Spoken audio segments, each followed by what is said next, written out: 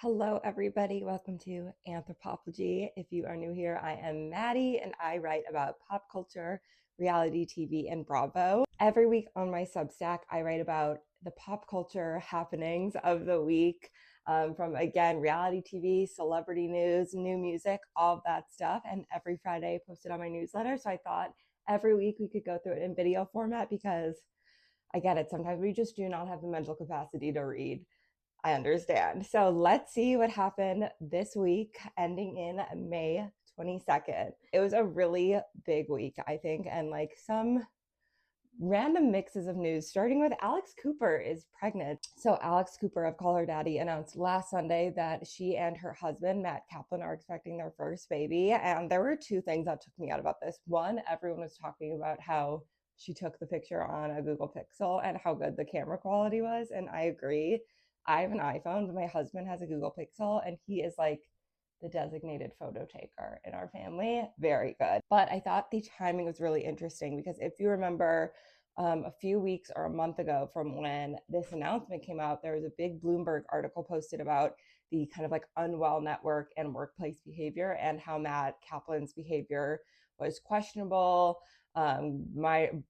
Was questionable, borderline abusive, yelling, not a great boss. And so just thinking that they were trying to conceive or pregnant in their first trimester while all of this was going on is really interesting. And I think regardless of how you feel about Alex Cooper, and like obviously don't treat your employees like shit, like treat them well, it is important to remember that we never know what's going behind the scenes, because they are pregnant with their first child when this is all happening. But regardless, again, of how you feel, congrats. I hope they have a healthy, happy baby. I tune in every once in a while to Call Her Daddy if it's like someone I really like Kamala Harris, Zara Larson. I listened obviously to like the Taylor Frankie Paul when it first came out. So just depending on the guest, I will tune in. In other news of the week, the Jonas Brothers have started a new side quest. The biggest thing is still no book. We still have no book, but they did release a podcast, and it is called the Hey Jonas podcast. It's a weekly podcast in partnership with iHeart Radio and iHeart Podcasts. They've also set up a hotline, 1-844 Hey Jonas. And the second I heard hotline, I was in, because as a millennial, I used to call the radio stations all the time to try to like win free tickets or get on the air or request a song. There was Radio Disney, which I assume was across the United States, but I called into Radio Disney so many times. And so I feel like the Jonas Brothers know what they're doing with this hotline and having people call like a millennial pop star. But yeah, you can call into their hotline and listen and leave questions for the brothers. And they are going to be doing weekly videos on their YouTube channel. And as always, the Jonas Brothers, it seems like, are always on to some side quest happening. They got their anniversary tour, Camp Rock, the podcast, the book they're allegedly working on, solo careers, all kinds of things. In other kind of like reality TV news, Whitney Levitt and Connor Levitt, her husband, have started their own media company. It is called Levitt Media House. Now, in case for some reason you're unfamiliar with who they are, Whitney Levitt was in The Secret Lives of Mormon Wives. And now, kind of through her first season to her last season, she has come all the way back around as a fan favorite. After her last season, she was on Dancing with the Stars, where she just like crushed it, got a huge fan base, was really great in the last season of Secret Lives of Mormon Wives. She went on to do a record-breaking Broadway run as Roxy Hart in Chicago. She is starring in, and I believe also executive producing, a holiday rom-com coming up, and just like a ton of other stuff. So I'm really interested to see what this kind of production company is going to do. Again, it's with her husband Connor, who also is like a breakout star. He's the best person in Dad Talk. I have a whole Substack on him, actually. He is also starring in a off-Broadway show, and he's doing magic, which I love. I'm like kind of a magic nerd. Like I love close-up magic and stuff. So I'm really into this couple, and I'm really excited to see kind of if they start their own reality show with their production company or what happens. Moving on to even more reality TV news, our next two big stories are all reality TV news as well.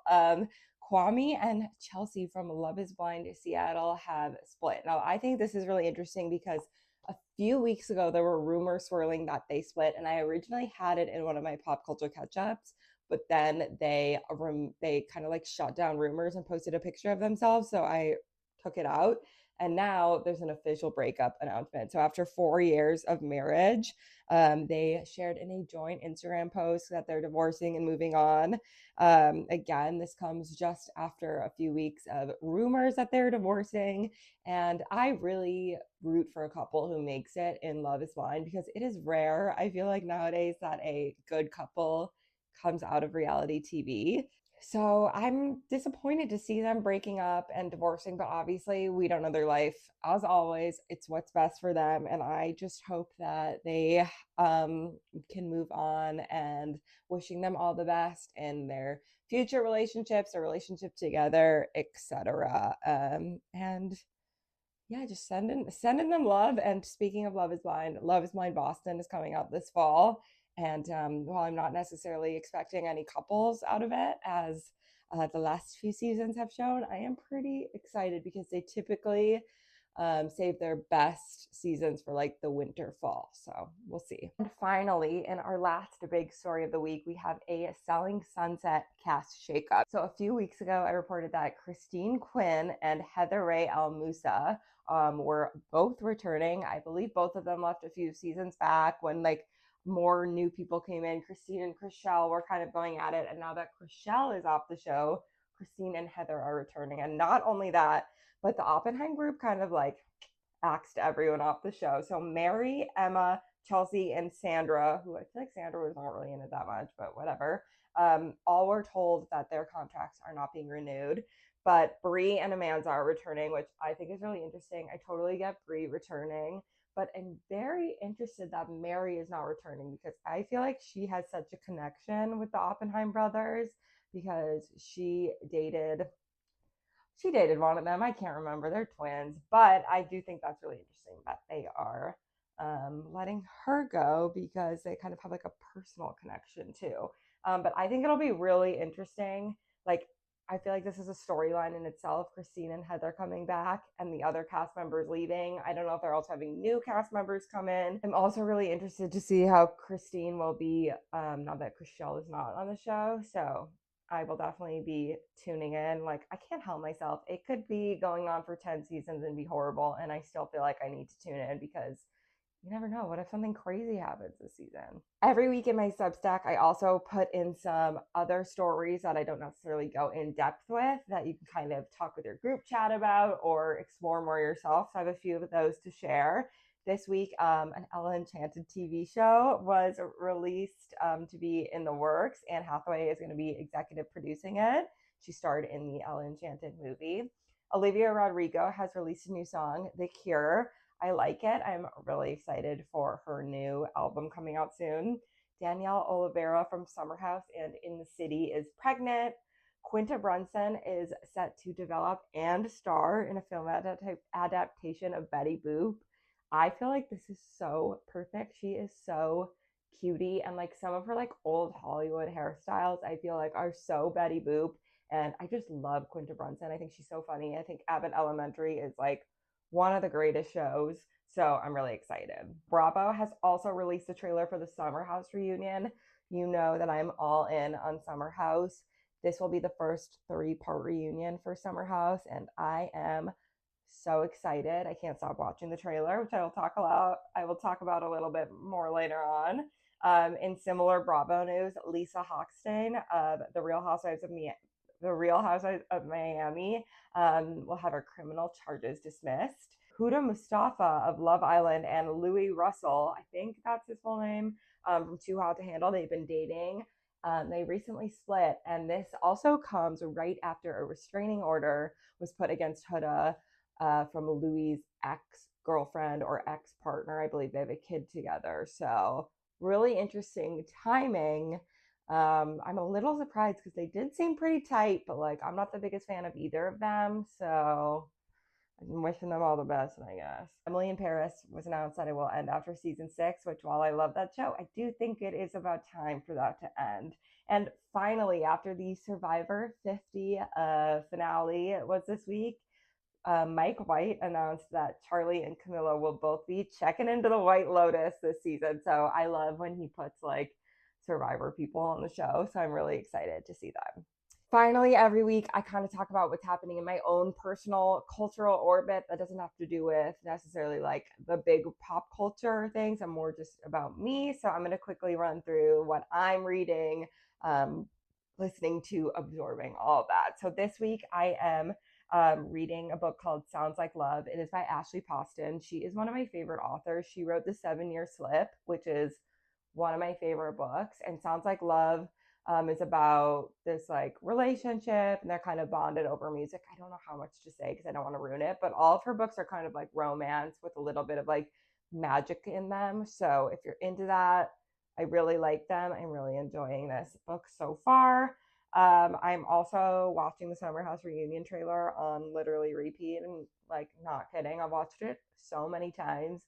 I am so excited. Like, I actually think I'm gonna be sad when like it airs all three parts and it's over. Like I know we have In the City and then we can look forward to finding out the new cast for the next season, but ooh, I love a juicy reunion. I cannot wait. For podcasts this week, I love a podcast. And this week, I actually really liked Colin Jost on the New Heights podcast. I don't like listen to the New Heights podcast necessarily. Travis Kelce is like fine, whatever, but I love Jason Kelce and Kylie Kelce. I think they're so cute. But I really love Colin Jost also. I really like him as the pop culture Jeopardy host, as I've talked about before. And so I definitely wanted to watch his episode. It was so good. He's so funny. They had really great banter. If you need just like a light listen, definitely recommend listening to that episode. And for music, I cannot stop listening to Middle of Nowhere by Casey Musgrave still. It's like all I've been listening to music wise. And earlier this week or late last week, sometime I got it on vinyl. And so that has been really fun. I think everything just sounds better on vinyl. And I have Golden Hour on vinyl. So kind of mixing between the two to listen to some Casey Musgraves. It's Casey Musgraves summer. It's country summer. We love it. That is everything from this week. Every Friday, like I said, I post a Substack kind of catching up on what happened on pop culture. You can follow me on Substack at anthropoplogy.substack.com. And I also post updates throughout the week on there, on Shorts, Instagram, TikTok, all the social media. So let me know below what you're most excited about in pop culture or reality TV, what you're watching on TV, and let's just chat about pop culture and celebrities.